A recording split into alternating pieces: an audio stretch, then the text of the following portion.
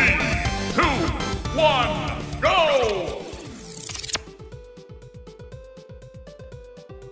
Welcome to the Set Count, your source for tournament results, storylines, and analytics set to the tune of your speakers. This is your host, Vayseth, who is currently passed out on a couch because I am exhausted, physically, mentally, and emotionally. And here to offer psychiatric help are my two co-hosts, Panda Global Swar, who no longer has to worry about gyms attacking him on Twitter. Isn't that nice? Dude, get fucked. Like, oh my god. This is all because of Sonic Death remarks that you made, dude. Like, get fucked hard. Anyways, how we doing? It's the Set Count. We're on episode 4.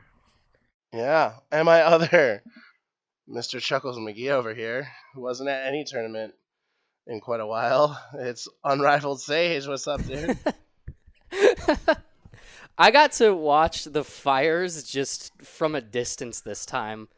So Yeah, you've been watching fires since we started this show. For someone who's behind the scenes and everything, self-proclaimed behind the scenes and everything, sure like to go on Photoshop and Twitter a lot.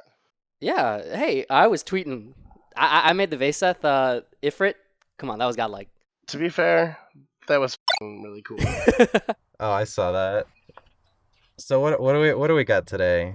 We have introductions, and then we have the numbers by Swar, who will let us know that there was a tournament over the weekend. and then Dude, are you talk set about- on 0.9? Because you gotta like turn up for a second. Like, just pretend. all right. And then we're gonna talk about what everybody's waiting for: the stream shit, the pool shit, the All point the nine shit, more shit. I am reading exactly off the show notes. This is how much we care right now, and luckily we have something to look forward to in the future now, I guess. And I hope Swar has prepared a run back. And that is pretty much all I'm going to say for a while. So Swar, time for you to do the numbers. Yay!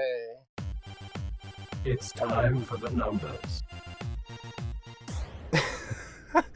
So, again, the numbers are a weekly recap of tournaments that happened the weekend prior. Obviously, this weekend was taken completely by Requiem 4, or Genesis 4, as it's called on Smash TV. We had 1,012 people. Swar is having way too much fun that he's not the one Give me a moment. getting blown up right now. Give me a moment, because I had my moment. No, you had your moment last week. Anyways, we're going into Genesis 4 in San Jose, California. Beautiful venue, beautiful people. The 20th of January up to the 22nd, obviously, covering the whole weekend. We had MK Leo take the entire thing and taking about, let me see, about $5,000 in prize money. So congratulations to MK Leo, taking it with Cloud and Marth, combining the two for great effect. Second place, we have Ale with his Mario, then Zero with his Diddy, and a combination of Cloud we finally got to see with a good showing. Captain Zach at 4th with Bayonetta, a Wii Fit pick we saw in pools, and a Peach as well with the famous shield break that he got. Rest in peace. Rest in pieces, Chag. And then we had Mr. R with his She got 5th place, tying with Abadango with his Mewtwo. And then Komurakiri and Dabuz taking 7th with Komurakiri's Cloud and Sonic combo and Dabuz's Rosalina. And Bayonetta. And he had a Bayonetta showing, but he didn't take any sets with that. He That's only true. took games. He took games with Como, so we pretty much acknowledge like the 20% rule, you know. They use it for 20% of the tournament, or if they got a notable set win. Dabuz didn't achieve that, but he did play a very reserved Bayonetta, which was interesting to see because we're so used to his Rosa. And when it translated to Bayonetta, it was pretty tame. So definitely not Captain Zach's explosive, fabulous, ridiculous, slay me down type of Bayonetta. Dabuz is more constrained. So that was your top 8. Not too much more to talk about that. We all saw it. We all know it. Congratulations to these 8 competitors reaching the top 8 at a Tier 1 event, the first Tier 1 event of the entire year, with the only event to really compete with right now is Genesis Saga from 2GGC the weekend prior. Yeah. Did either of you actually write down who won this week with points? No. I got 5 points. I know that. I know that my boy won. That's Yeah, what so you matters. got 2 for that. I won the game. I'm pretty sure Swar won. I won the mini challenge. I'm gonna have to like pick through the episode and actually document it and put it into a spreadsheet because it's kind of important. I know I got like You didn't save your list?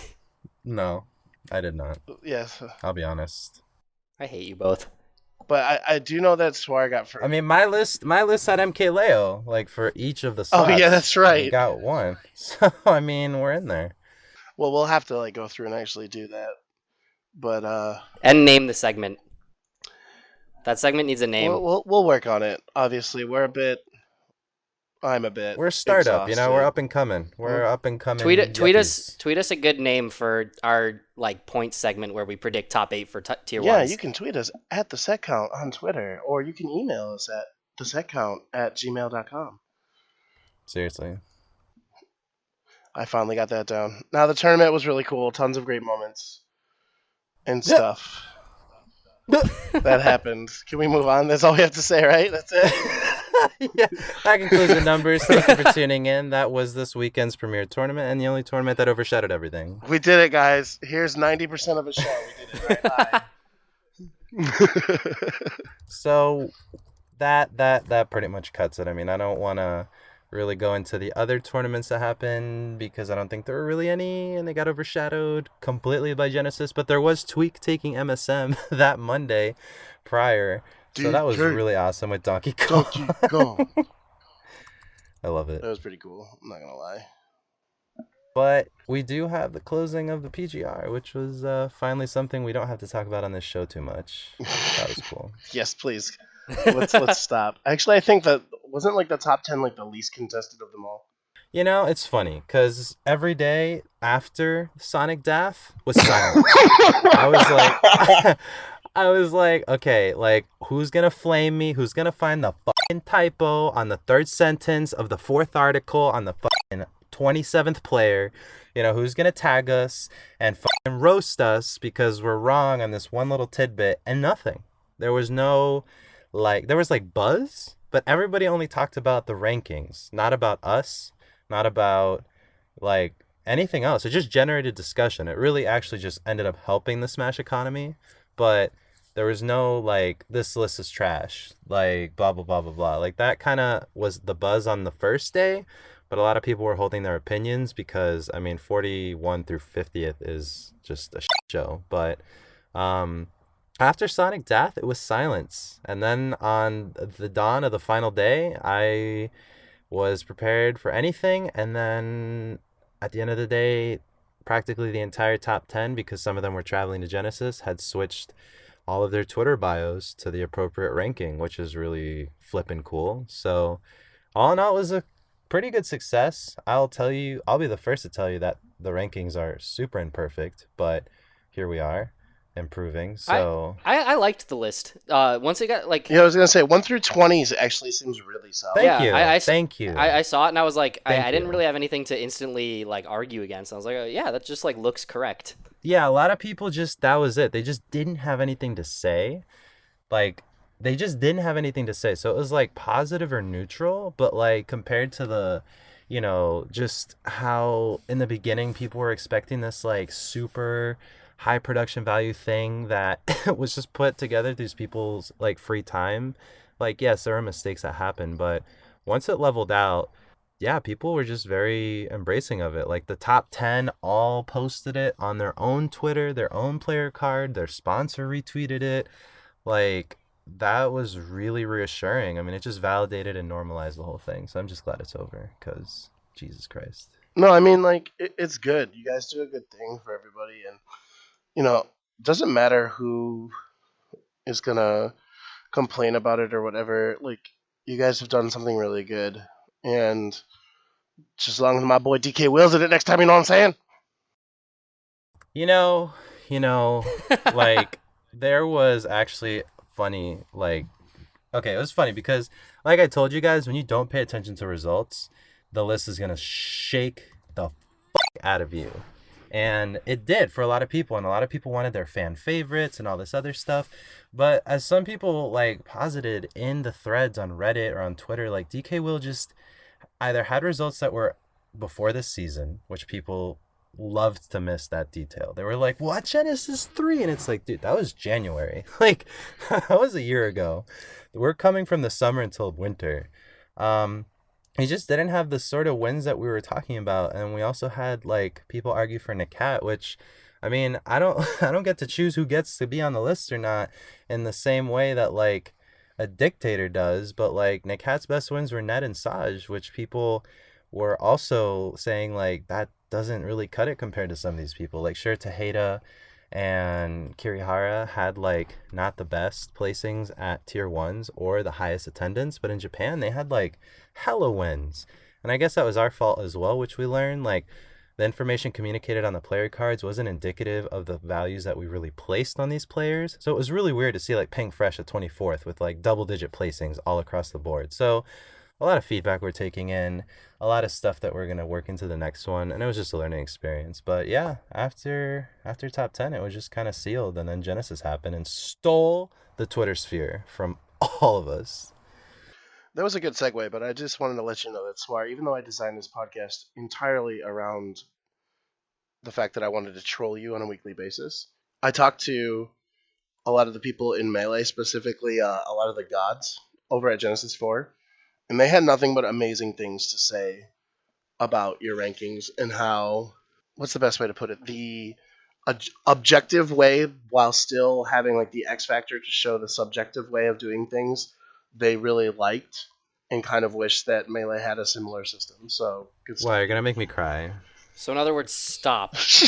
Cause I This is not I friendly. mean, that was the last rankings. I'm out. I hate this community. I don't nothing. It doesn't deserve anything. I'm out.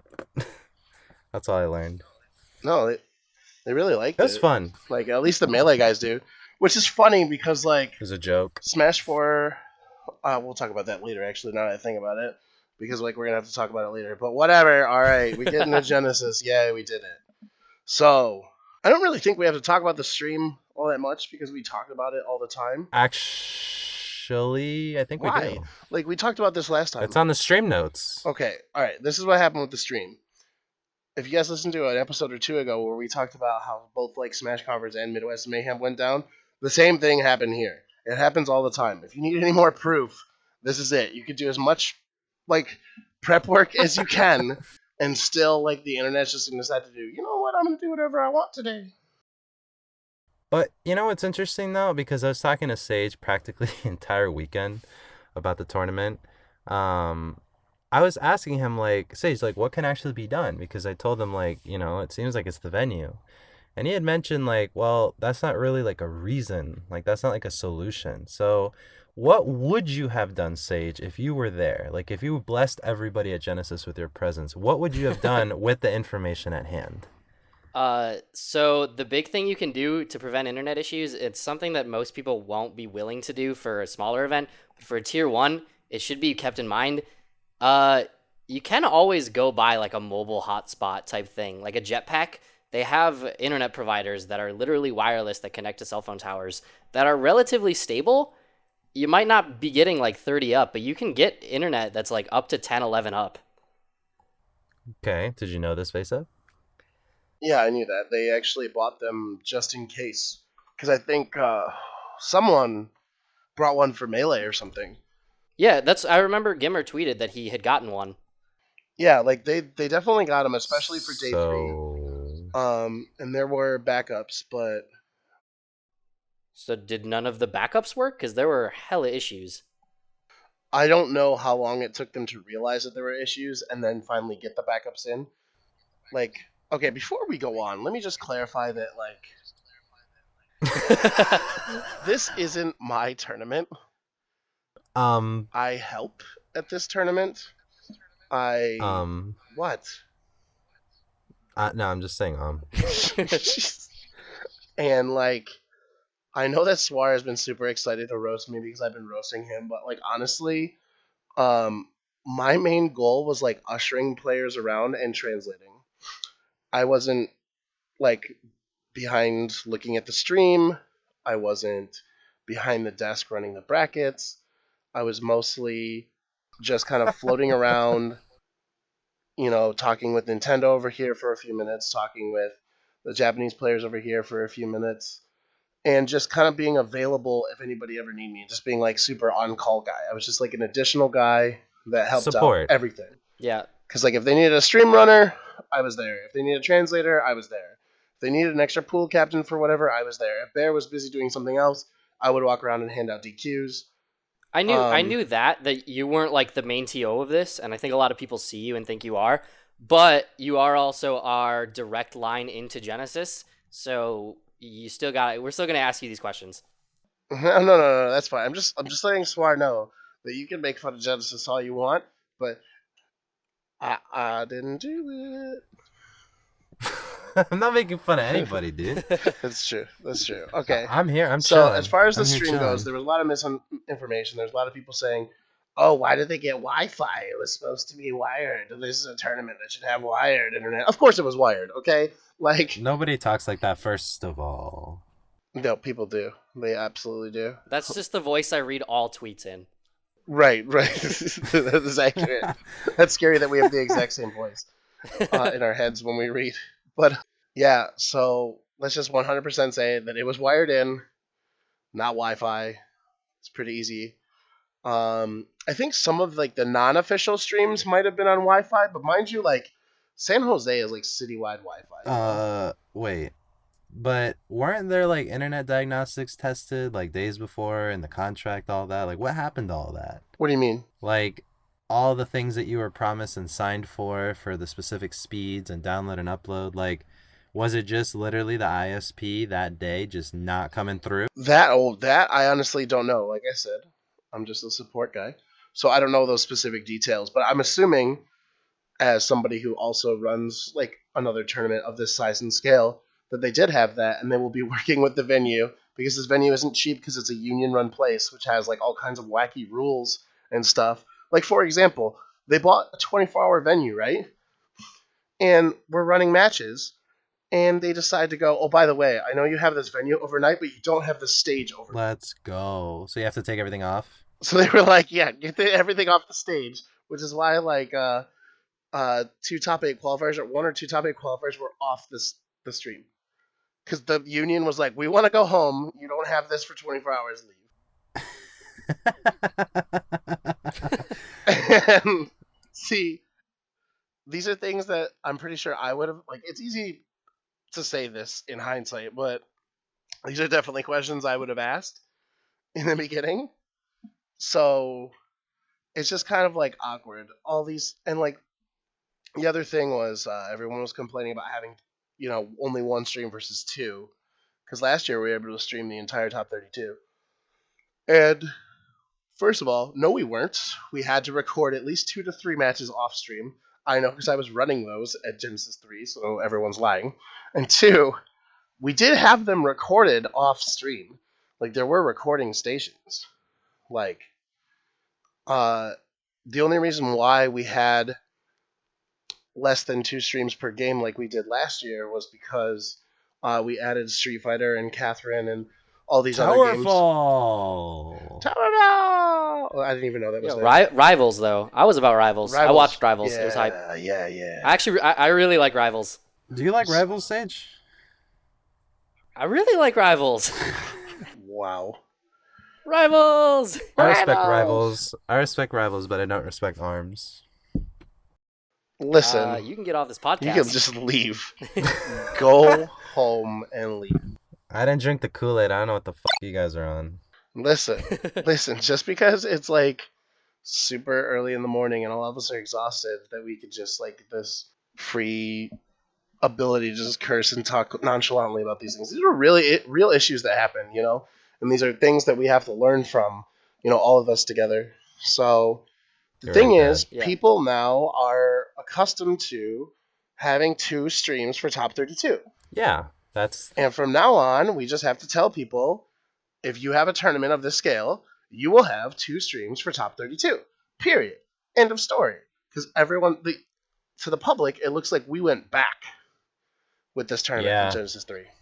Yeah, that's what I saw on Twitter in the echo chamber. Yeah, in the eyes of the TOs, it's like, wow, we added so many more games, we had so many more features or whatever. But from the eyes of everyone else looking outside where this is supposed to be a Smash-only event, Towerfall! Like, where is this coming from? And 2GG is most notably, if not for anything else, Smash 4, and yet streamed very minimal amounts of Smash 4 the whole weekend. So, Towerfall! Of course people are going to talk about it. And, of course, as people behind the scenes, we mentioned this multiple times, over and over again, before that. But, the thing is, when it's not your event, and you're just staffing it, you could just offer feedback, and then they will take that information in, and they will make their own decision. Which then leads me into the pools problem. Oh no. Who didn't have their floaties on? Alright. So, I'm not exactly sure what happened. No lifeguard on duty. Because I know. I was either in meetings or at the main stage helping bring Japanese players onto the stage. So I actually don't know at all anything that happened in Phase 2 pools. I heard about this after the tournament. So, most importantly, let's talk about Curly. Curly is one of the greatest men of all time. He runs every single bracket ever. He is self-proclaimed the bracket. What rooted in what games? Just overall? All games. Curly is a god. If you want me to read exactly what he said, you probably don't know who I am. No, he doesn't talk like that. You probably don't know who I am, nor should you. Okay, Mickey. I'm the guy who made all the brackets for Genesis 4. I also made all the brackets for Genesis 3, Big House, CEO, Combo Breaker, Super Smash Compound, Beast, and others. Chances are, if you've entered a major Super Smash Bros. Tournament in the past couple years and were assigned to 10 a.m. pools, I'm most likely the person to blame. This is the guy who makes everything. He makes the brackets for my tournament. He makes the brackets for everybody's tournaments. Curly's actually my alt account. Wow. No, that's not true. Go on. He is really good at his job. Coordinating this plus organizing people between multiple games with multiple waves, etc. It's a lot of work. And this is the guy who does it all. Now, usually, like he says in here, he's at the event, but he couldn't be at the event for one reason or another.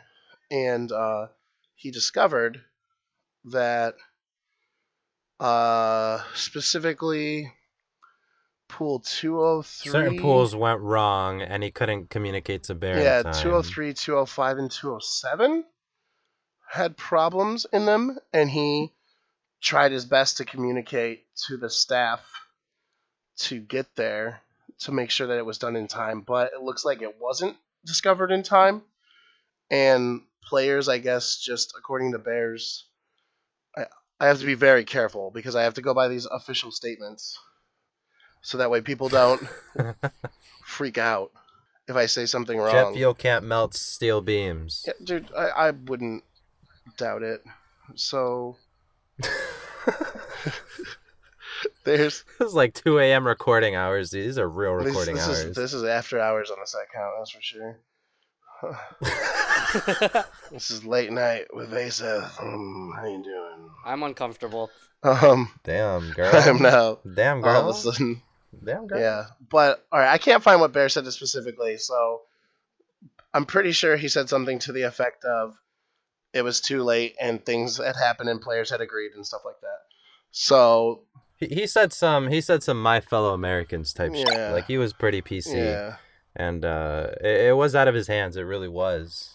because I mean, I don't know if you've ever seen TOs at majors, but they're always running from one side to the other. Like they don't have time to check their phones. So They don't. So tournaments need a emergency hotline. something. I mean, like we do have headsets and stuff, but obviously Max was not with headsets because he wasn't there. But Right. That's actually could be something that gets implemented. Like someone's phone gets dedicated as the emergency phone. It gets a little speaker next to it by the TO desk, and it stays plugged in. And if somebody calls that phone, something is going wrong. Yeah, maybe. So I actually found out what happened to the brackets on Saturday, like in the afternoon, before this was like even a thing. Yeah, you messaged me, and I think I just sent a big old Well, wow back. before I let you talk about that, because that's in addition to my official statements, and you can make that statement. I don't have to. That's great.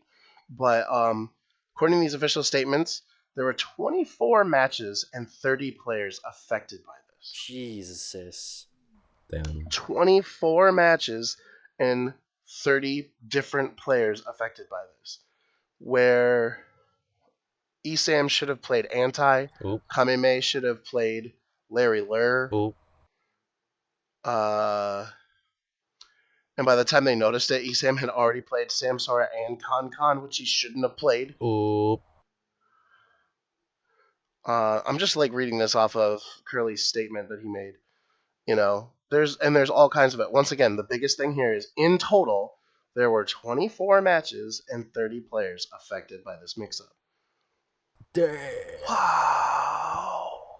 So I get a message at 4:23 p.m. Eastern. So it was about 1:23 p.m. Pacific.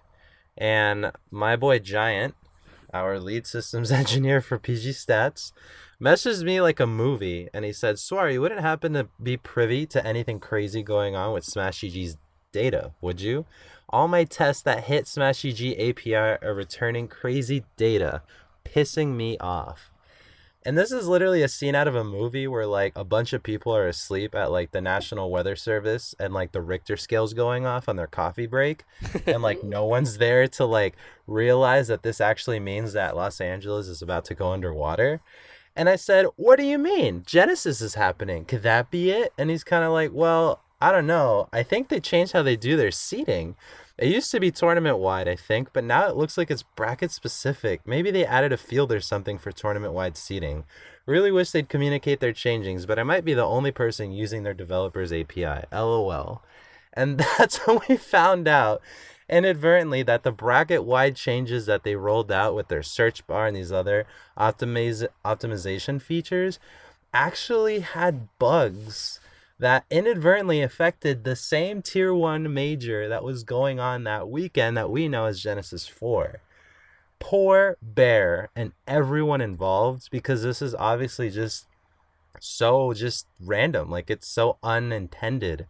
So Smash GG was the problem? The official statement says that the PDFs were 100% correct, and that placings and seeding distribution on Smash GG were incorrect. There Had you they go. run everything off of the paper brackets, none of this would have been a problem. Exactly, because they printed all these brackets before, I guess, that site-wide stuff rolled out, because that rolled out like mid-tournament or before tournament. I remember like Bear tweeted like... I thought it rolled out like Friday or something like that. Yeah, like super recent, and all those things must have been printed before. No, it was mid-tournament. I 100% remember seeing it something like Saturday morning. It was definitely in tournament that it happened. I think it was actually Saturday morning. Yeah, I thought it was like Friday afternoon, which would put it in tournament. But I mean, it could have been Saturday. Exactly, and those things must have already been... They must have Kinko'd, FedEx that copy shit already, so they had those brackets already set in stone, and the paper brackets were the right ones. But then, when people are checking their phones, when they're confirming brackets and they're running to their pool or whatever, everything was changed. People either had the same seating or were put into different pools, and it became an issue for Bear to take care of, but he had no idea that this could even be a thing. My heart goes out to him and all the pool captains affected, because this had nothing to do with the actual tournament. It was just a startup that is into coding, and really crazy things can happen in coding, and unfortunately seeding got fucked up. Like, damn, that sucks, because it makes it look like Bear doesn't know how to read like a basic bracket, or that all the pool captains need Braille, because like nobody could tell who should play who when it's been like the simplest thing to call in the history of the game. So Smash GG, please roll out your updates on Mondays. No offense to Smash GG, obviously they're doing good work, and this is something no one could have imagined, but I guess, yeah, like maybe don't roll your changes during a Tier 1 event. That's actually because Smash GG before it's happened actually twice at Midwest Mayhems where or it happened at Dismantle 2, which was like a larger version of a Midwest Mayhem, and then Midwest Mayhem one of the I don't remember which one, but Smash GG just deleted brackets once. Like our tournament just disappeared. Hype. And another time it just like it took all the matches and just undid them and was like, no pools have happened yet. Okay, work. Well, I mean, you're using a free service. It's from a startup. I mean, things will happen. So Right. But I think that is something to say that sometimes it is Smash GG and it's not the guys there. Yeah, and I mean, they don't know either because they're working, whatever at their office, and they don't know what these effects on the battlefield are like affecting. So what these effects are doing. Sorry, bad word choice. But the thing that sucks though is that on Twitter it turned into an echo chamber because I saw TK Breezy post like breaking, like there's these brackets that are wrong and someone's not supposed to play someone else and this and that, and then people started posting because of the stuff that was going on with the stream going down every second, like, oh my god, Genesis sucks, oh my god, this is the worst tournament ever. And then it started like building up, and then you had people just roasting Bear for something that was completely not his fault, which he tried to fix then and there by pushing brackets that like had illegitimately happened because, like you said, like 2 sets have gone on, like Esam and Samsora, Esam and Mr. Concon. Yeah, you can't reset that. Yeah, that sucks because what do you tell a guy who just beat someone that didn't count, play someone else? Like, these people have taken off work, are staying 6 people to a hotel room, eating like fucking Subway. 6. Like try like 13. Okay, sure. I was trying to be a little liberal here, but like you have all these people coming to these high octane events to then have their endorphins drained, being told that their last 2 sets didn't count. So they had to push it the way it was, unfortunately. And Bear made the right call, but it was just a really shitty hand that he got dealt, dude. That's the call that I agree with from Genesis. A whole bunch of others I don't. Okay. So I'm gonna keep being quiet until someone directly addresses me because I'm pretty much just gonna read the official statements as someone who's officially on staff, unfortunately. Yeah, I mean I respect that. But anyways. Well, hold on, really quick to close. I mean, the Giant stuff, like what he found out, I mean, he works with the API just like anybody can. And, this isn't like in any way to like detract from how great Smash GG is. It's just that there are many moving parts to a tournament that people like wrongfully attribute to like just one thing or just oversimplify to one thing. And Bear did nothing wrong. Like in that instance, Bear did nothing wrong. He, at a tier 1 event amid like 30 different brackets going on, was told that things were switched around from the paper to the online. Like, that's awful. Like, it could have been way worse. I mean, it could have deleted the bracket. Could you imagine? Could you imagine if it disappeared mid-tournament and like, what do you do? What do you do? You have the paper bracket. Well, they could have run it on the paper bracket. That was right. You have the paper bracket. I mean, the official statement says... Matt, you're getting this out on the napkins you fucking wrote it on. Dude, there are so many things I am triggered about, but... Anyways, Bear did nothing wrong. Smash GG is a great website, guys. Smash GG is a great website. Smash GG is a large reason why Smash is big now. Literally, that is why things are so big and great, like right now, because of Smash GG. So this happened, not their fault. I mean, it is their fault, but not really their fault. Like, things happen. Don't fall onto someone and like dogpile them when something goes wrong at a tournament when you're not there, because that's unfair. Well, all right. I guess the thing that I want to say is everyone wants a scapegoat in anything, whether there's a crime or a scandal or whatever. They want somebody to blame because it makes a good story and there's a villain or whatever. But the thing is, between the streams, between the brackets, between 0.9 gate. Oh god. This is just 0.9. Stop. This is a monumental, multi-layered, multifaceted failure. Fuck up. Can we just say Genesis 4 was kind of shit? No, it wasn't. The event itself, like, there were so many good things that happened at the event. I finally got to meet all the 2GG guys, and they are outstanding. I had so much fun hanging out with them, especially because they were behind the scenes, so they were in the trenches just as much as the rest of us. And like they saw and understand everything that happened, and they still moved on with the rest of us. It was really cool to see all the guys on the West Coast. Like I went out there for an entire week, so I got to hang out with the local NorCal community for a couple of days with the Japanese players, even before Genesis happened. I got to meet a lot of people in various different industries and whatnot, and there's a lot of people really interested in Smash and taking it to more and more places. I got to speak with a lot of sponsors. I got to speak to it. It was just such a great networking event that I honestly thought Genesis 4 was awesome until I looked at Twitter on Sunday night. Like, like I had no idea. Like we had arms there. Like Dotface was there.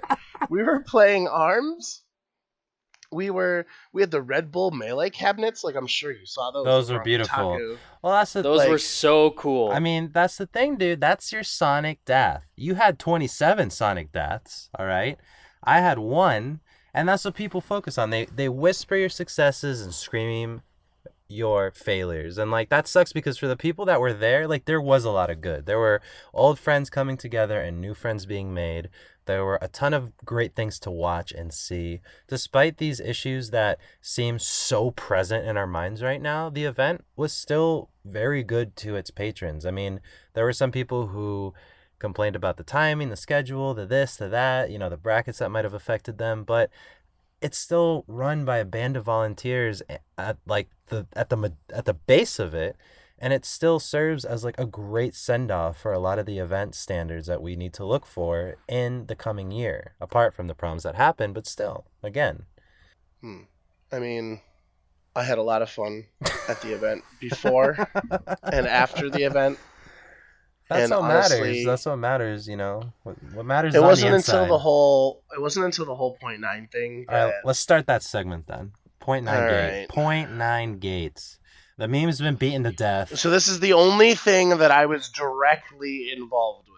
You switched it to point nine? Yeah, obviously. It was me. Saboteur. I did it. I am that guy. I actually wonder who did it. Like, I also, I mean, the whole world of Smash is wondering, not the whole world. No, the whole world. Yep, the whole world. Trump made a statement on it. I mean, I don't know if you were watching. Wait, what? I'm joking. Go on. Okay. So, I was the one who was there and saw everything that happened as it unfolded. Except so who I put was it? able to relay all of the information to the people who are in power to make the decision. So that means that Bear and or Sheridan and or Bobak and or the higher ups of Genesis could just be there. So I don't know if you guys watched the Como Zach set, I but watched all of Top 8, so I did too. like Zach wasn't dying to back throws at like 180. Bullet Arts didn't And- kill at Yeah. like bubble stage. Yeah. Like he was in the Right. bubble. No, yeah, and no Como kill. dropped like 15 different spin dash to back air confirms Right. that should have been. So, I mean, there was multiple drop combos. Like, no offense to Zero and to Buzz, but not even Zero and to Buzz knew that it was messed up. Oh, Like nobody had any idea. Nobody watching it had any idea, except for people. Like, I talked to some people who are like pretty good at this thing, and they were like, I thought Rosalina's jab at that percent sends them into tumble, but for some reason it didn't. But like, that was a very small segment of people. And it wasn't until Como figured it out that DeBuzz even went, wait, that makes sense, and started doing research on it. but that's the thing too. That it attests to how crazy, like, complicated this game is. Like, there's no kill percents. There's kill windows. You know, like, things work and stop working at different, fluid parts of the game. Like, it's hard to tell. Like, I didn't notice anything either. Yeah, I mean, it was weird. Like, people were living super long, and I was like, is this new DI? You got new tech? Yeah. And it But was you're just, like- used to that too, because they're so good. You know. Yeah, so we all just kind of like, when you listen back in the commentators, they're just like, oh my god, that DI! Nah, 0.9. Literally 10% less of the All right, knockback. I'm so happy this happened because that meme is awesome. I'm so happy. I think the meme is Oh stupid. my God. It's over. People It's over. texting me all kinds of pictures of like 0.9 buttons of people mashing them and stuff. Like, I I'm hated so it. happy. I hated the meme. I hate that this episode's incorporating it in the fucking title, but whatever. Whatever. This is late night hours, and I get to do whatever I want. We'll milk it. I am whatever. legitimately laying down on a couch, and I do have a cold. So if anybody wants to know what's happening, that's what's happening. But Como realized. Como realizes. Thank God Como realized. Could you have imagined If all of top 8 was 0.9? 0.9. to the Yeah. tower fall? Okay. All right. So Como goes, Vayseth. I run on stage, and he goes, I thought something was weird. Can you say it in Japanese? Okashi to omotta. Yes. And he points to the screen. Mind you, like, it's top 8. There's a huge stage. There's lights. There's thousands of people live watching you, and tens of thousands of people watching you on the internet. Like, so he's like shaking, and I look at it and I'm like, wait, okay. I'm like, immediately I forget where I am, and I just go, we need to redo the set. Oh, so he showed you the whole thing? Yeah, he showed me, and I was just like, okay, the set needs to be redone. I just turned into TO mode, and I was like, Zach, come over here. We're striking. We're getting ready to strike, I should say. When Bear and Bobak show up, and they're like, whoa, what happened? And I explained the situation, and I said the set has to be redone. And then everyone starts talking about it, and they're like, and then from the official statement, you could see that Sheridan basically said, Nope. if you, which I respect because I play Magic, and the way that it works in Magic is, like, let's say I have an effect on the battlefield that triggers during a certain phase or whatever. When we go past that phase and I go, oh, I missed my trigger. In tournament, you're like, no, you missed that. Like, you don't get that bonus that you missed because you have to say it. Yeah, but I think that's a terrible analogy because this isn't a card game where an effect gets missed. This is... Yeah. No. They changed the way the game is played. That's like somebody sitting down at a Magic tournament with Yu-Gi-Oh cards. Let's go. No. All right. You're preaching to the choir here. I reset the game and was already doing that because, like I said, I went into TL mode and I was like, time is a factor. We have to redo this set. Sit down and strike right now. Recount the election. And their ruling, as in the official statement, was both players continued to play. Therefore, both players agreed to it, which is why Debuzz Zero was never even close to being considered redone. Even though, as many people said online, sure, we could have played it offline. Like, we had commercials, we had winners bracket matches. Before we got to them playing down, like, in losers again for losers quarters, we could have very easily redone those matches. We had plenty of setups backstage. It could have very easily been done. But it's not my tournament. And it's not even Bear's tournament, to be frank. It's 100% the owners and operators of Genesis who get to make the final call. And they made a very sports-like call with it, which is... A fucking shit call. Oh. They reviewed the footage. Get used to sports, Sage. And they reviewed the footage. They reviewed everything. They came out. They turned on the mic. And they said, play stands as called on the field. Reverse. No Yeah, reverse. Like, you want a sports analogy? How about they pretty much played a whole game of basketball with a WNBA ball, and then when the guys were like, "Hey, why is this a WNBA ball?" The refs just said, "Suck it," and continued playing. Take a three-pointer. Literally, we actually mentioned Deflategate behind the scenes. You mentioned what? Deflategate, because you can't tell if a ball's like fully inflated or deflated until later you like realize it, and that's kind of what happened here. It's like you were playing the game, but you weren't really playing the game as something was weird, but you just kept playing it. And yeah, there's a lot of sports analogies going on here, but at the end of the day, A call was made, and a call needed They to be made the respected. call. It is their call. We respected it, but I want everyone to understand 100% how devastating that was to the players involved and me.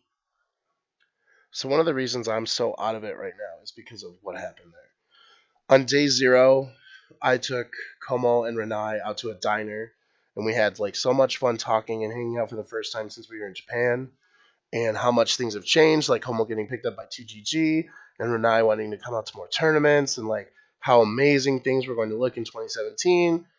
And then we go to Saturday night, where I haven't looked this up because I think it would crush me. I don't know if Como Renai should have played for a top 8 qualifier.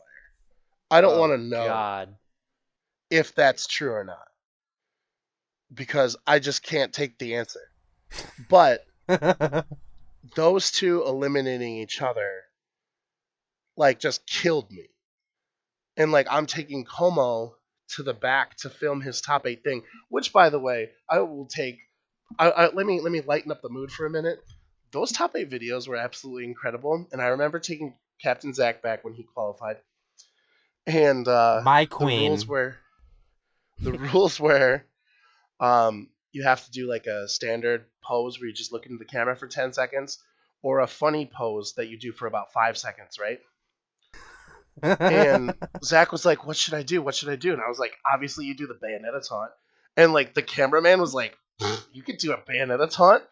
Or he was like, he said, can you even do the Bayonetta taunt? And Zach put down his bag. He was like, can I do the Bayonetta taunt? And went up there and did it. It was like probably the greatest moment ever. And just slays everyone nearby. Hold my martini. Just perfect. And like, it just worked so well with Como's pose as well, because Como did the sword spinning with Cloud.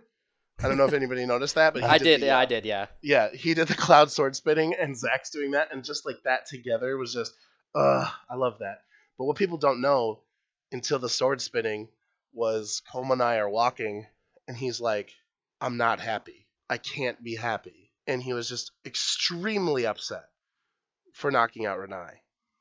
And we had to let all of 64 do their top 8 videos or top 6 videos before Como was able to do his. And he did it, fine. But it went from a huge emotional high of like how awesome things were and them doing really well in doubles to a huge emotional low where they had to knock each other out, especially since Como could have very easily beaten Leo, given certain circumstances. That was one of the closest sets Leo had the entire tournament, so he felt partially responsible, etc. So he was like super down. But that means going into top 8, look, I made it in the top 8, I'm going to do this, I'm going to win. Like, even last year, Renai was the only Japanese representative, and he had like so much pressure, like the pressure of an entire country on him. So when he lost in Genesis 3, he was devastated. And now Como has that pressure. And for the 0.9 thing to happen, with all that pressure, with all that build-up, it just completely devastated him. Damn. Just completely devastated him. Which, like, he was in no condition to redo that match. Like, at all. And they ruled that they had to do it, and they had to do it right then. And then afterwards, we went upstairs, and I was like, hey, Como, just sitting here. I'll give you a couple minutes. And he was just kind of out of it for like the rest of top 8. Just absolutely entirely devastated. And Brunei went in, Paradin was around there, Champ was around there. I didn't watch any of top 8 because I was around there. I don't know what happened at all. But he was utterly devastated. Some people were saying that he was deleting tweets, that he deleted his profile pictures, and I think what I've told everybody gives everybody kind of like an idea of what exactly he was going through, because he not only had the weight of eliminating Renai and being a Japanese representative in top 8, but also representing 2GG and Champ, and just all of that coming together changed the game from something that was fun to do with friends to something that is incredibly scary and high pressure, and that all just sort of hit him all at once. After losing a match that was illegitimate. Right. So here's something that I was curious about. So obviously we got statements from DeBuzz, and we got statements from, and obviously Como was devastated. What did Zach and Zero have to say about the matches? Like, did they say anything, or were they just like, we won? I didn't ask them. Like, I was too focused on Como. GG. Spoke a lot to Renai and whatnot, but honestly, they probably, if just as like a former player, if I was in that situation, I'd probably be like, all right, something happened, I won, I need to focus on my next match. And knowing them as being very top competitors, I guarantee you that's probably what was running through their mind as well. Yeah, probably. I was just curious if anything like happened out of it. Maybe they made statements or something, or if they were just like, I won. It was your guys' fault. They interviewed. I know Zach. They interviewed Zach was interviewed on Yahoo by EE. Yeah. I'm gonna have to go check that out. He basically said that, it was just very, I mean, he gave like a very, what's the word, like playful response. I mean, when they said like, you had to run it back, what did you think? And he's like, oh, it's even easier because of the normal knockback ratio. But he definitely did have that spirit of a competitor where he was just going by the rules that they gave, even if they weren't playing on rules from beforehand. And he did note that he was very good with Como in terms of no handshake the second time around, because he did note that he did shake his hand time around. And I even made an ignorant tweet about it because I didn't know what happened. I just saw it. I tuned in when he didn't shake his hand, and I didn't know that it was a rematch or what the hell happened. I was like, what? No handshake? But again, that's just without knowing the whole story. You make these snap judgments. And that's all this weekend was filled about on Twitter. So that's rough, man. I feel so bad for Como. Like, it was really bad for just all of us. Like, especially because we had that day 0 dinner and like talking about how amazing like Smash was, and for like, literally that to all come crumbling down 2 days later. who could imagine that? All three of us were just devastated. And like, I wanted nothing to do with the tournament. I left the venue for a while. Came back only to check on Como. Like, I know Leo, like my boy Leo, took the tournament in dramatic fashion. My boy. But to be 100% honest with you, he's on my team. Get off of me.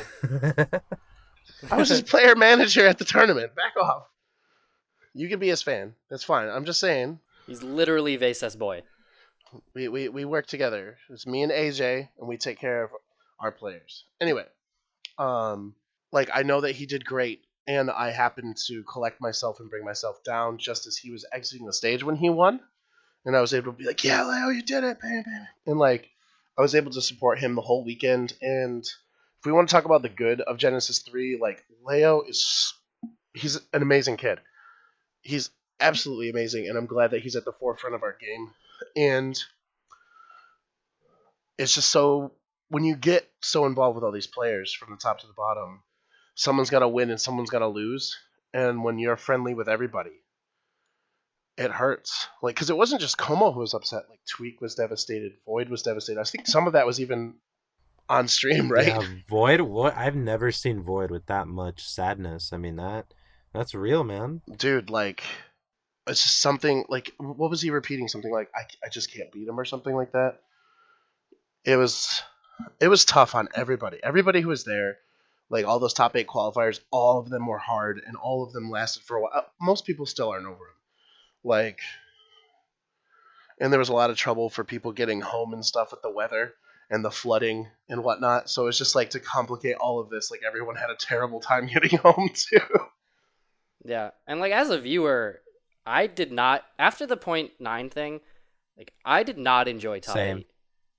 Because the whole time I was watching, it was just like, they made the wrong call, and who knows what should have happened. Retweet. Like, it was just it was like, the whole top 8 just felt like tainted. It was just garbage. Tarnished. Yeah, essentially. And even just watching top 8, I was like, the production value was like, I didn't care. There was nothing engaging. It was just a bunch of matches that no longer had interest to me. Damn. And I'm really worried, especially with Leo, because like obviously Leo did nothing wrong. He went through winners. He dominated everybody, and I don't want this to be like taking off his rankings. You know what I mean? Oh, but with all the losers bracket matches and like all the matches that he did in bracket were legitimate, every single one, and he won a huge stacked tournament, and he beat people that would significantly change his rankings. Yet some people are saying, due to the losers bracket stuff and the 0.9 stuff, that this should not be counted. And well, you have the guy who runs the rankings. Yeah. Well, you can finish your point, Vayseth. well, like I said, it's difficult when you're this high up with everybody because obviously there was so much that happened to Como Renai that I'd like to forget. But there's so many things that happened. Like Captain Zach did amazing things all week. I think MVP is probably Captain Dude. Zach. Just like the whole tournament. Bitch got fourth, honestly. Like so good, and like it's just unfortunate that we have to have this discussion. Like with 30 players being affected by this, plus the 0.9 thing, can you legitimately consider them for rankings? So we hadn't released an official statement yet just because Bear hadn't and other people hadn't, and we didn't know all the information yet. Obviously, Giant had tipped me off to the stuff that happened in brackets early on, but we didn't know what to make of it at the time. And then by Sunday, we concluded, like, yeah, site-wide changes definitely screwed up the seeding for a tournament that was going on. So whether 5 or 6 or whatever, ESAM wasn't supposed to play Samsora, this, that, and the other, we can't take our time in untangling that mess because that's not in the business we're in. We're in the business of taking results and contextualizing them within the set counts and placements that they have, hereby referred to as the PGR, V, whatever. And the most we can do is in top 8, we can't punish Como and we can't punish the Buzz by not counting their placements because the point that they got to was very valuable, both being top 8 at a tier 1 event. And we can't really take away what Zero and Zach gained out of that because it's also in a tier 1 top 8. So the most we can do to maximize the benefit that each player can gain and minimize the consequences is just not counting the set win that Captain Zach had over Kimura Kiri because it was literally not played under tournament rules. And by official standards, he just got one game off of him that was legitimate. And then for Zero and Dabuz, it can be proven beyond a reasonable doubt that it wasn't on 0.9 because even though Bear gave the statement and the other TOs said that they were 100% sure that it was, 1.0 when they said it, they also followed that up with saying they know they can't prove that. So that right there is my answer, in which we can't count Zero's win on Dabuz. Those set counts may prove to be instrumental later, but they're definitely big names that just can't be counted. But Zero's 3rd place, Zach's 4th place, we can't really null that, and that's just how it is. As the best as we can do. That seems fair to me. The loss doesn't really count, the win doesn't count, but the placings still kind of count.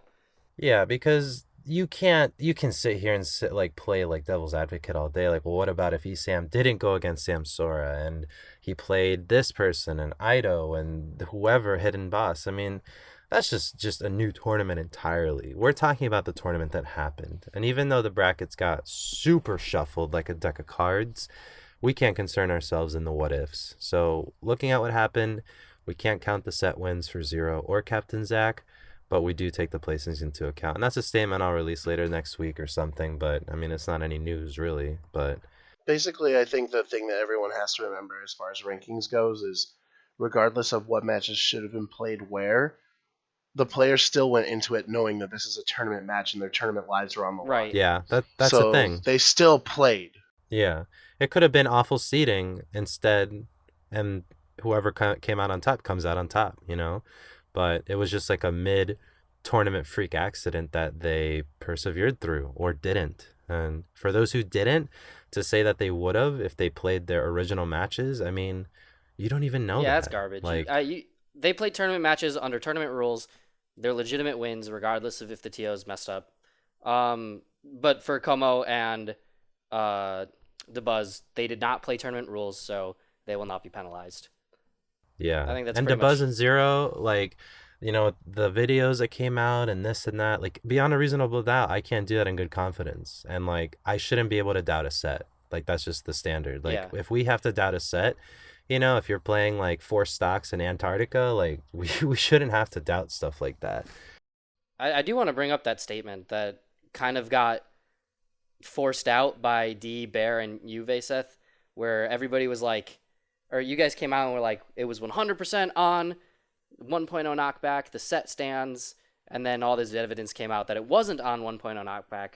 Like that more than anything, I think irked me, where it was just like, and I don't know if that was your guys' decision or higher up's decision. It seemed like a higher up decision where they were like, get a statement out, tell them, or I mean, it could have been Bears or D's or whatever, but either way, like Which one are you talking about the one that specifically? came out mid tournament where it was you guys under the doorway, were you?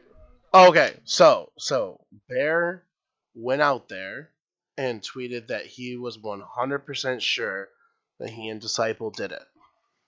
Then I was like, after DeBuzz proved that it also affected their set behind the scenes when they were discussing whether or not they should play these off stream. Which is the right call in my mind. They should And have replayed it. the higher ups said, no, we're not going to do that for the reasons that they officially released. I was like, okay, we have to get this out.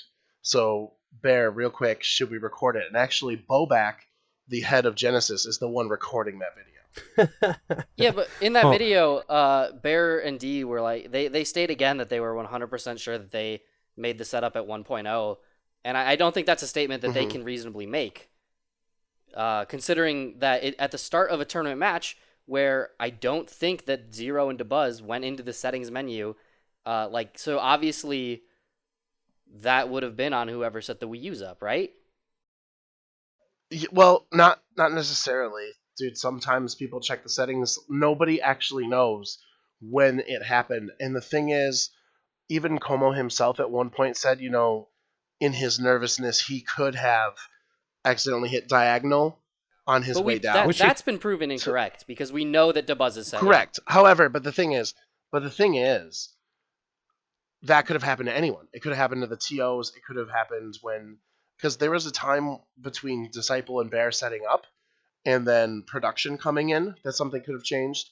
Wasn't there a during capture card on the setup? Couldn't have been reviewed That's not- after the fact? Right. It's So not how capture we cards did the work. first thing there.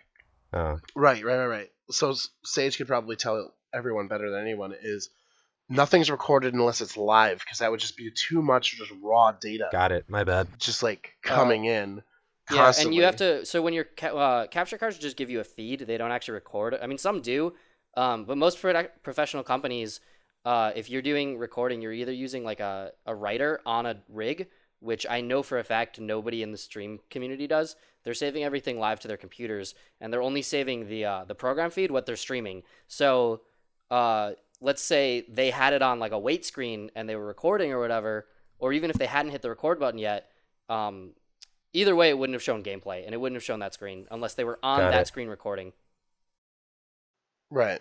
So unfortunately, You can't even We find can't out like tell- after the fact who it was or who happened. well, we can through the evidence we have, we can tell that it wasn't malicious. True. Sure. Yeah. That's the number one thing that we have to worry Yeah. about, right? Yeah. People was cheating.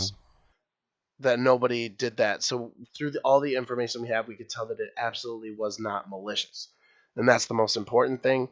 It was an accident, and things happened, and whatever, and a decision had to be made based on the information they had. Yeah, and something that Bear said in his statement that I think is something that should be taken seriously is the settings rule, and it is kind of like Oh, in the statement, you yeah, mean? like it in his statement today, like it is sort of a caveat that really like not takes the responsibility from the TOs and puts it on the player, but it's actually something that should, like, going forward, be addressed, like, per set. Like, if you're gonna button check, if you're whatever, just make sure it has 2 stocks in 6 minutes. Because I've actually been in a set like years back where it didn't have time, and I realized mid set, and I canceled it, and then the TO told me, like, replay it again at the same percents, and it's like, fuck, man, like, all my momentum was killed and stuff, and that was my fault for not checking. But going forward, like, it might be a Right. good idea to just really quick check it, because as stakes get higher, I mean, maybe someone might try to put it at 0.9 next time to, like, Here's increase the my favors. issue with that is the more you enter the settings menu, the more chance that something messes up. That's true, but that's the nature of the game. There's no locked No, settings. but no, that's the reality of what we live in now, especially with how public this is. Like, basically, what happens is the TO set it up, right?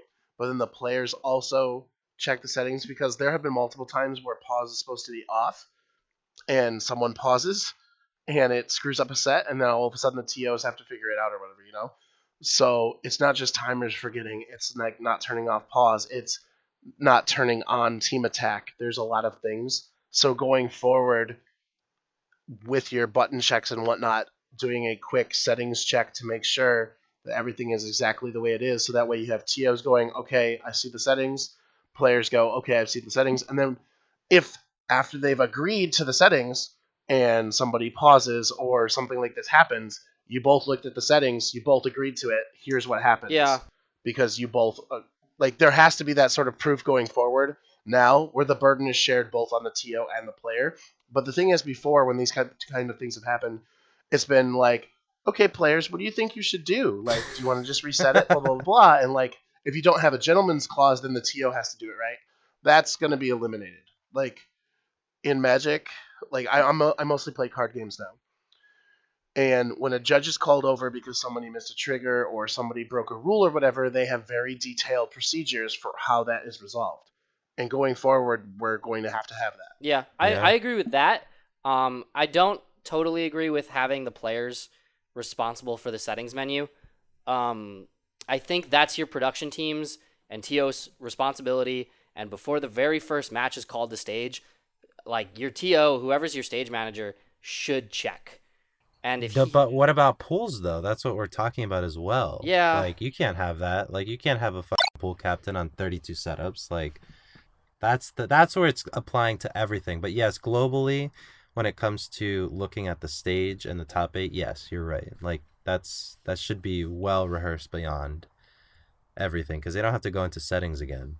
Yeah, they shouldn't have to go into this. I mean, they should just check them.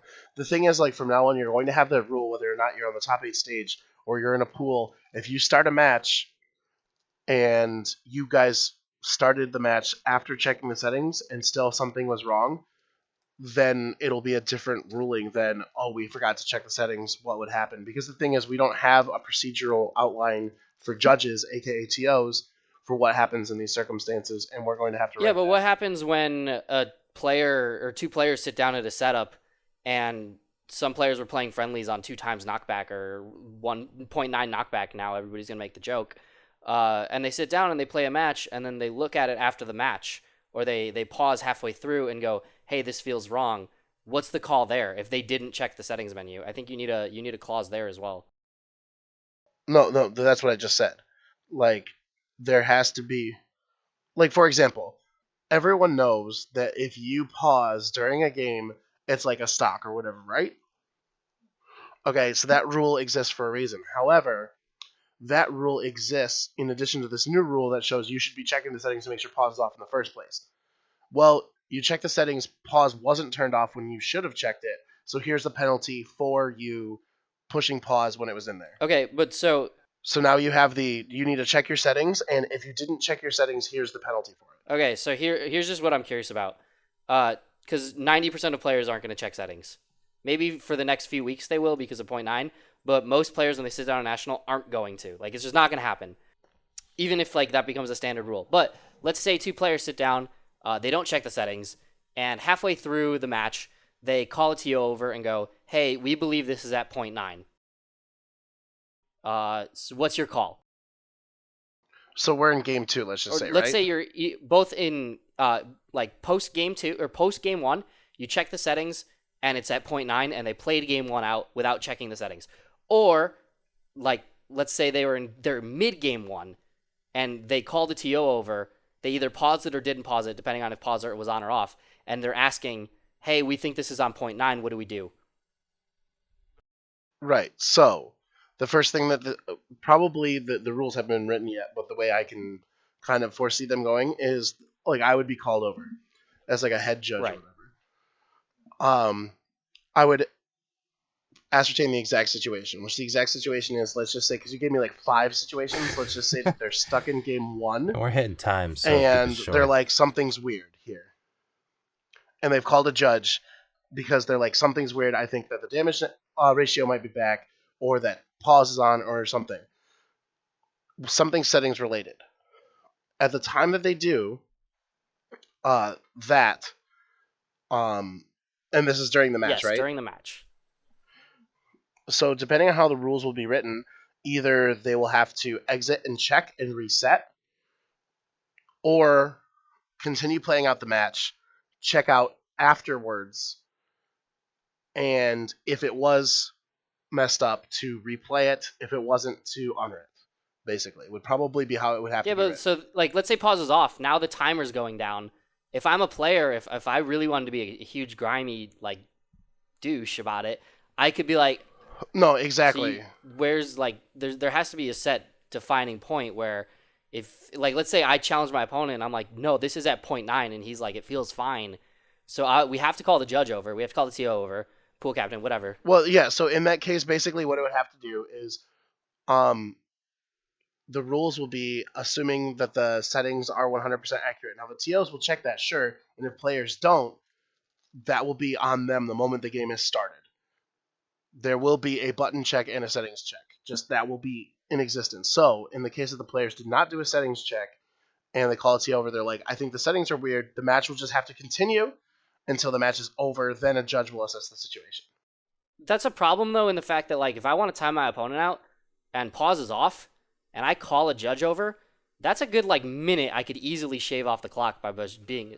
No. Like, so the rule would have to be, to avoid that, I think something's weird. I have to call a judge after the set. Or I call a judge and the judge will say, hey, finish the match first. Because did you guys do a setting check? No? Okay, finish That's the still match. like 10 But, seconds like, potential to shave off though, and I think that's oh, no, I'm aware. Like, and people can grime it out. But, like, that's why I said this hasn't been written yet and it's not perfect. But, like, that's the way, just as a former Magic judge, like, I could see potential rulings happening. Luckily in Magic, if whenever a judge is called, they always record the time and then they could just add that to the extra time. But obviously in this, it doesn't work. So when we sit down and we write these procedural rules, we'll have to work with a bunch of different sources and just figure out what we're going to do. Whether or not the ruling will be, if you think something's wrong, you have to bring it up mid-set, or something to that effect. Like, we'll have to just work on those. Like, they're obviously not done right. yet. I'm just saying like those are situations that need to be thought out, because if the rules are able to just like be used to grind people out, that's a problem, and the rules are poorly written. Yeah, they'll figure it out. I mean, Yeah, we're yeah. It was just we're like in our a early it was like a stages. thought-provoking question. No, I mean, you're right. There's no easy way to do this, and it sucks that we have to do this. But to be honest, it's like completely unfair to put that kind of pressure on the player. Yeah. Yeah. Like, there should be detailed rules covering these situations Yeah. As long as from the I start. agree with you. As long as there's no way that players can use the rules to their advantage to gain an upper hand on their opponent by calling judges or TOs or whatever you want to call them. As long as that doesn't exist, then yeah, it's totally cool. But that's just something that when the rules start to get discussed and get made, that needs to be on people's mind. Yeah. Yeah. All right. So And now that this is, like, there definitely could be people who can take advantage of it, like you said, too. So there's no real easy way. Like, I want everybody to know, above everything else, you could see how complicated the situation is. What would you have done? Like, there's no right or wrong answer. Because DeBuzz said in his own tweet longer, like, if they made him redo the set, then who knows what Zero and or himself would have learned from that previous set. And not to mention, like, their own just tiredness after dealing with such a high-profile match on such a high-profile stage. Like, that affects so much that having to do it all again. Like, what if Zero lost? Then what Yeah. Oh happens? God. You know? Yeah. Omega Johnning. So there is no right answer to this whatsoever. Like, I never thought Zero to Buzz was anywhere close to in my head as being redone, and that's before I had all the information, just basically based on the match had finished and they had shook hands and they had walked off, and it wasn't until an entire set later that they had figured out, oh, by the way, it was messed up. Like, that's a bit too late. I don't care who you are. Like, Yeah. Nah. It would have been. Like, I mean, like, come on. It would have been. It'd be interesting. It would be awful, but it'd be interesting to also see like what the call would have been had we discovered this game one of grand finals or something like that. Yeah. Oh God, why would you bring that nightmare scenario tomorrow? I mean, it would be So I awful, think- but Would you just continue the rest of grand finals at .9? at, Like, just to at this make it all point, the everybody's same? played .9. We all accept .9. All hail Mr. R .9. would have won everything, dude. He would have comboed everyone to 70. No, the number one thing is, once again, Smash 4 is the loser here because Melee was awesome. Melee. Well, grand finals was basically didn't happen. Armada speed run Genesis. Well, okay, I'm just saying, like, Melee as a tournament outside of the crew situation Great. was incredible. Yeah. Yeah. Oh, that's also something we should bring up is the crew situation. Ugh. It was kind of weird, right? I'm not. I mean, a lot of Twitter thought it was weird that USA stomped both teams and then had to play again in a round robin. Oh, right. Okay, so first of all, about Melee crews really quick, like, players are floated to day 2, so that way they can do cool exhibitions, and then they showed up and didn't want to do cool exhibitions, so no more floating, please. God, I hate this. I had this conversation last year. Stop it. LOL. Just stop it. Get some help. Number 2. Bear tried to do multiple different kinds of exhibitions and pitched, I want to say, half a dozen of them. And they kept getting denied over and over and over again. There were multiple different iterations. And by the time that more concrete ideas were starting to happen, we already had Zero Saga doing US versus the world.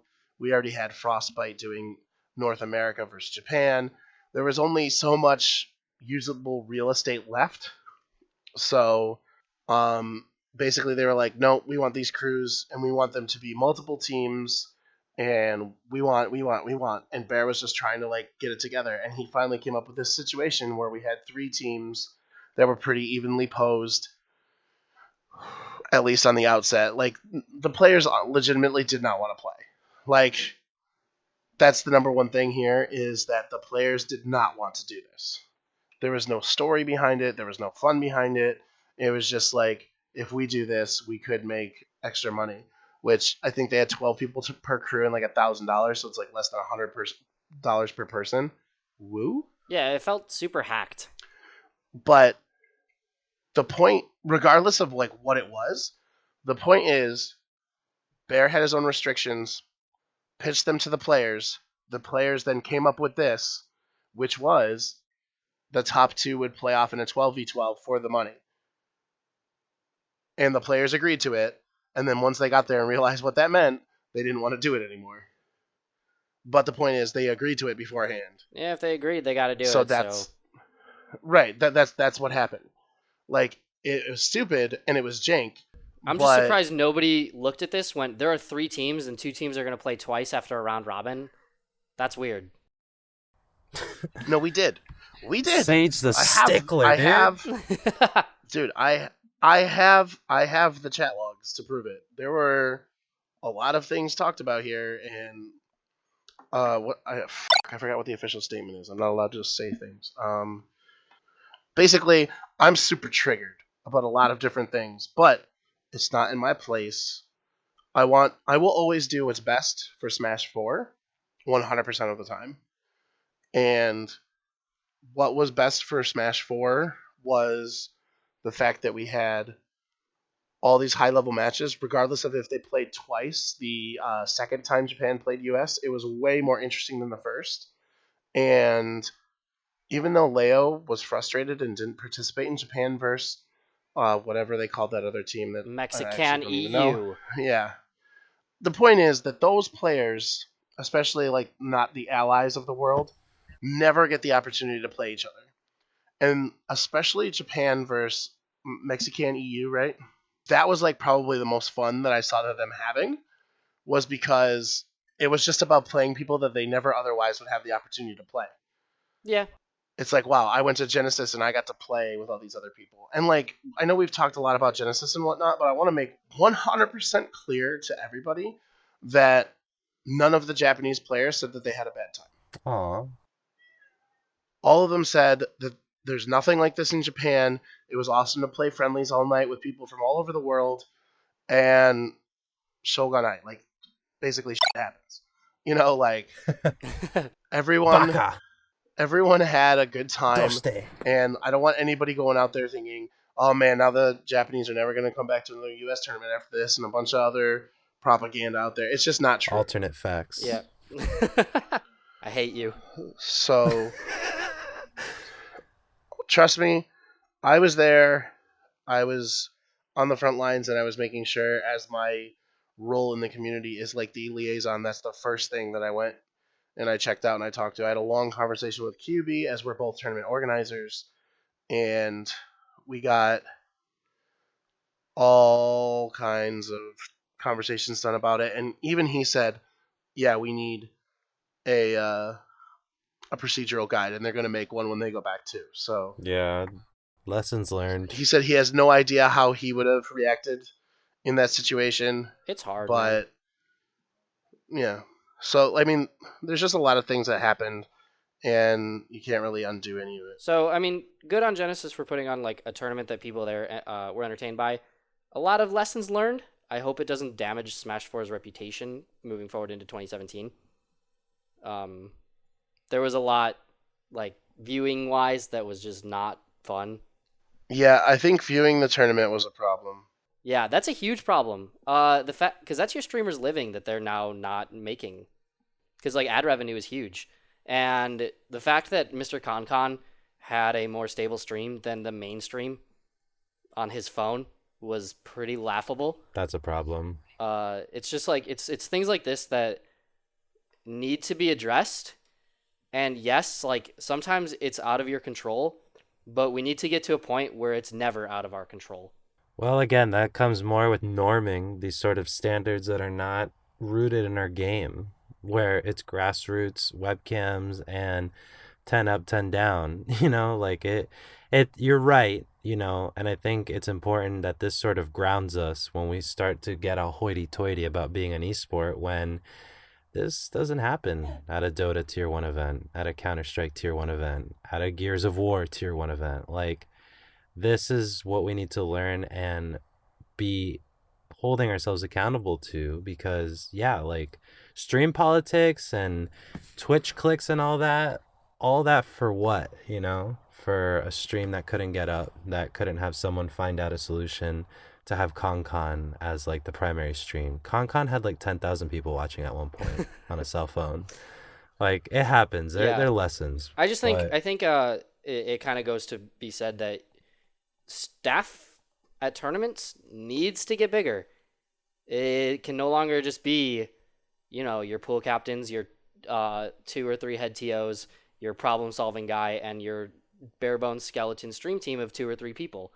There's a lot of people probably out there in the community that might have been able to help fix a lot of these issues, who have the know-how and have the technology or have the skill set that aren't there because staff budgets are tiny. And I think that's kind of a big lesson to be taken away from this. Yeah, maybe less pop bonuses. I mean, I've always been a very big advocate of like, take pop bonuses and put it into the event instead, because That's how Shine it's got very big. difficult. That's how Shine got big, literally. I mean, they had an incredible team. Shine 2016, headed by She, was amazing. Like, they had so much infrastructure prepared. Like, they had so much. And I mean, it's just lessons learned. And But that's how you move towards professionalism versus grassroots. yeah. But, you know, I think we can end that section and go into the run back as like a quick little closeout, which is, yeah. So, go, Vayseth, permission to continue, proceed, Captain. Oh yeah, dude, no problem. Okay, so for the run back this week, it's not much of a question, but more so a anecdote. Well, we have one question. We have two for this one. We do, I know, but I'm starting out with the. Well, I don't know if we have time for two. I mean, do you think we're already at an hour 30, dude? Let's do it. It's special 3.9 edition. But the other question breaks the mood. We forgot to check the settings. Oh my god. All right. Well, you're reading the other question. That's fine. You're reading the other question. That's fine. All right. So that's fine. To round out the Genesis macabre, we got an email from this fella named Trent Murray, and it was titled "The Good of Genesis." So I just want to read it really quick, just so everybody can hear from the account of someone who was there how things kind of went. So Trent writes. Obviously, you guys have to talk about the unfortunate circumstances of the top 8 and any other organizational issues that happened. I absolutely believe that the part of the set count's role in the community should be to hold events to a high standard. That said, I just wanted to share how much I enjoyed this weekend. There were so many great matches all weekend. DeBuzz and Cruz, Brood assassinating Zero, that's a lot. Okay, Trent, chill. MVD upsetting Anti. The whole weekend was great. Following tons of player on Twitter and watching them react to upsets was fun, even when I was stuck at work and couldn't watch. Okay, so never mind, he wasn't there, my bad. That's all completely ignoring the amazing story that is MKLeo's win.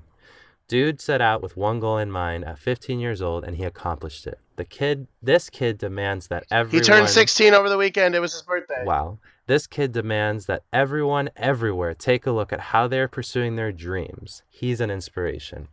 Overall, there will always be a dark shadow over this Genesis. I had so much fun this weekend, and I hope we can take away more good. I hope we can ride these high view numbers into our next events and focus on the excitement and storylines rather than the 0.9 memes and witch hunting. Hold people accountable, yes, but learn and move past rather than getting trapped by it. And that's how Trent finishes. So I think that, does give a very good outlook to how we should go into the rest of the year because, yes, one of our flagship events suffered multiple logistical hurdles, but at the same time, there was a lot of good out of it that we shouldn't forget. Yeah, I don't totally disagree with, his name was Trent, right? Yeah, Trent. I don't totally disagree with him. Good email. I appreciate it. I think, yeah, we do need to kind of remember that ultimately this was still had a lot of good moments to it, regardless of the fact that we kind of roasted Genesis through this whole podcast. You did. We both did. Calm down. I'm chilling. I recited official statements and said that was true. I think that's pretty much all I said. Poor Vayseth, honestly.